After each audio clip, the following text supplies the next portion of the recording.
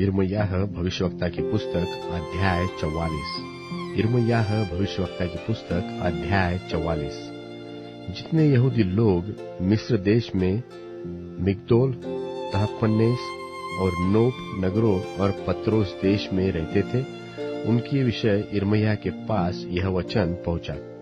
इस्राएल का परमेश्वर, सेनाओं का यहोवा यो कहता है कि जो विपत्ति मैं यरूशलेम और यहूदा के सब नगरों पर डाल चुका हूं, वह सब तुम लोगों ने देखी है। देखो, वे आज के दिन कैसे उजड़े हुए और निर्जन हैं, क्योंकि उनके निवासियों ने वह बुराई की जिससे उन्होंने मुझे रीस दिलाई थी। वे जाकर दूसरे देवताओं के लिए धूप जलाते थे और उनकी उपासना करते थे, जिन्हें न तो तुम और न तुम्हारे पुरखा जानते थे। तो भी मैं अपने सब दास भविष्यवक्ताओं को बड़े यत्न से यह कहने के लिए तुम्हारे पास भेजता रहा कि यह घृणित काम मत करो, जिससे मैं घृणा करता हूँ। पर उन्होंने मेरी न सुनी और न मेरी ओर कान लगाया कि अपनी बुराई से फिरे और दूसरे देवताओं के लिए धूप न जलाए। इस कारण मेरी जलजलाहट और कोप की आग यहूदा के नगरों और यरूशलेम की सड़कों पर भड़क गई, और वे आज के दिन तक उजाड़ और सुनसान पड़े हैं। अब यहोवा सेनाओं का परमेश्वर, जो इस्राएल का परमेश्वर है, यो कहता है, तुम लोग क्यों अपनी यह बड़ी हानि करते हो कि क्या पुरुष, क्या स्त्री, क्या बालक, क्या दूध पीवा बच्चा, तुम सब यहूदा के बीच से नाश किए जाओगे और कोई न रहे।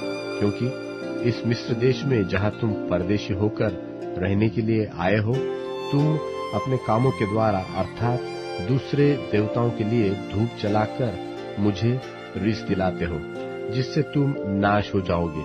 और पृथ्वी भर की सब जातियों के लोग तुम्हारी जाति की नामधराई करेंगे और तुम्हारी उपमा देकर शाप दिया करेंगे। जो जो बुराइयां तुम्हारे पुरखा यहूदा के राजा और उनकी स्त्रियां और तुम्हारी स्त्रियां, वरन तुम आप यहूदा देश और यरूशलेम की सड़कों में करते थे, क्या उसे तुम भूल गए हो? आज के दिन तक उनका मन चूर नहीं हुआ और न वे डरते हैं और न मेरी उस व्यवस्था और उन विधियों पर चलते हैं जो मैंने तुम्हारे पूर्वजों को और तुमको भी सुनवाई है।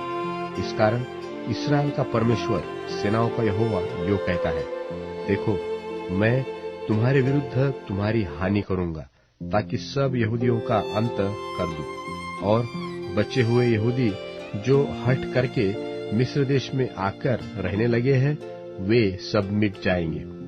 इस मिस्र देश में छोटे से लेकर बड़े तक वे तलवार और महंगी के द्वारा मर के मिट जाएंगे, और लोग उन्हें कोसेंगे और चकित होंगे और उनकी उपमा देकर शाप दिया करेंगे और निंदा भी करेंगे। सो जैसा मैंने यरूशलेम को तलवार, महंगी और मरी के द्वारा दंड दिया है, वैसा ही मिस्र देश में रहने वालों को भी दंड दूंगा, कि जो बचे हुए यहूदी मिस्र देश में परदेशी होकर रहने के लिए आए हैं, यद्यपि वे यहूदा देश में रहने के लिए लौटने की बड़ी अभिलाषा रखते हैं, तो भी उनमें से एक भी बचकर वहां लौटने न पाएगा।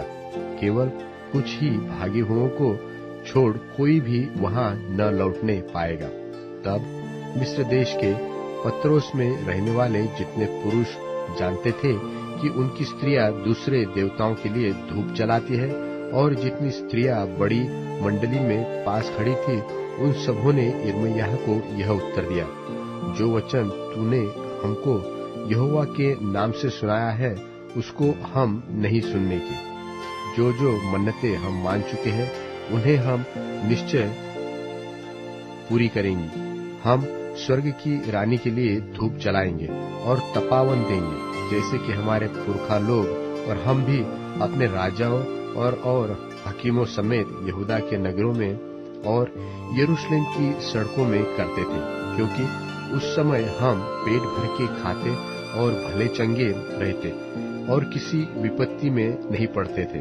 परंतु जब से हमने स्वर्ग की रानी के लिए धूप जलाना और तपावन देना छोड़ दिया, तब से हमको सब वस्तुओं की घटी है और हम तलवार और महंगी के द्वारा मिट चले हैं। और स्त्रियों ने कहा, जब हम स्वर्ग की रानी के लिए धूप जलाती और चंद्राकार रोटियां बनाकर तपावन देती थी, तब अपने अपने पति के बिन जाने ऐसा नहीं करती थी।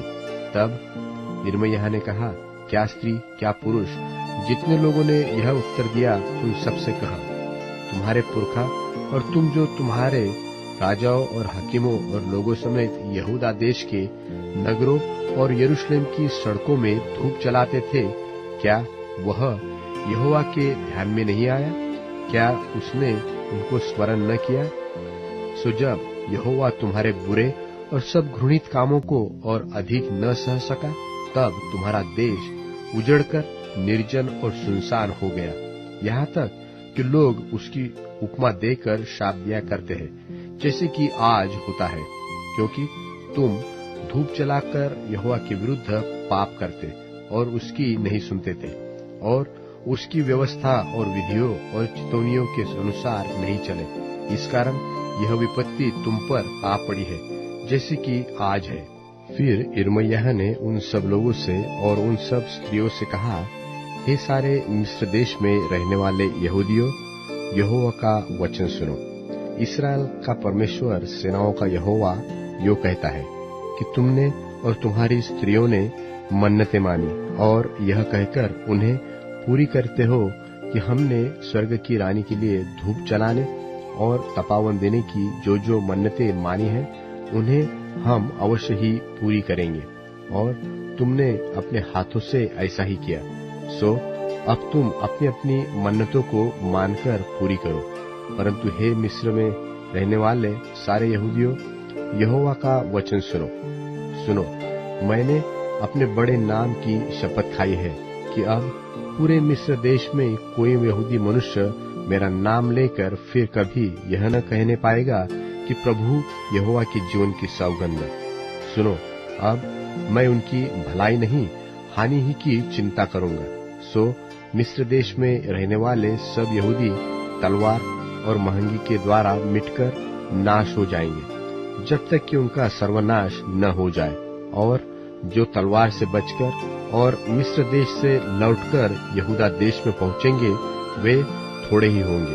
और मिस्र देश में रहने के लिए आए हुए सब यहूदियों में से जो बच जाएंगे, वे जान लेंगे कि किसका वचन पूरा हुआ, मेरा व उनका।